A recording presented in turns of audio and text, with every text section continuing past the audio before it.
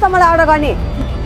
मेरो बाउआमाले त मलाई अर्डर गर्दैन तैँले मलाई अर्डर गर्ने केटी मान्छे भनेर हेपेको पक तँलाई त म पुलिस बोलाइदिन्छु अरे बहिनी तिमी त वेटर हो नि त तिमी अर्डर नगरेर कसलाई गर्नु ओहो सरी मैले त घरमा जस्तो सोचेको छु के भन्नुहोस् न के खानुहुन्छ यत्रो खाना अब यत्रो गाली खाएपछि एउटा कफी ल्याऊ हस् अनि यो चाहिँ कहाँ हो के यस्तो ए ओए आइ के छ यार न्यापकिन सो डस्टी म्यान नेपालमा कस्तो फोहोर भएको थियो माको भनेको अनि के निलो गरे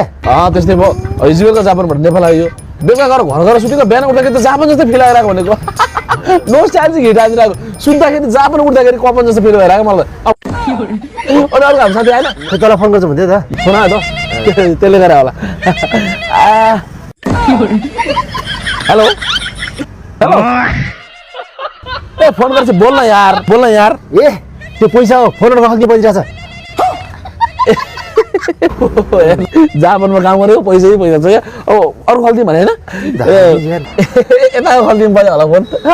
कस्तो कन्फ्युज हुन्छ भने ला यता पनि पैसा यो त जापानमा काम गरेर कुनै मालामाल क्या चाहिँ कुन खल्दिउँ हो कि कन्फ्युज भइरहेको छु म हेलो हेलो कहाँ त होइन तैँले एन्ड्रोइडमा फोन गरेर क्या आवाज क्यार आइरहेछ त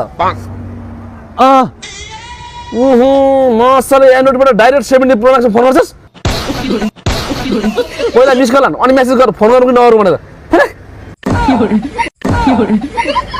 एन्ड्रोइडबाट डाइरेक्ट 70 प्रो म्याक्समा फोन गरेर हुने यसको इज्जत घटेन यार तैँले 17 प्रो म्याक्स किनिस् कुरा 70 प्रो म्याक्स किनिस् होइन क्या के रे के भन्दैथिस् रे फोन कुन किनिस् भन्ने कुरा इम्पोर्टेन्ट होइन कहाँ किनिस् भन्ने कुरा चाहिँ इम्पोर्टेन्ट हो कि कहाँबाट किने कहाँ हुनु नि जापानमा बस्नु हुने सम्पूर्ण नेपालीहरूको फेभरेट मोबाइल पसल होनका नेपालबाट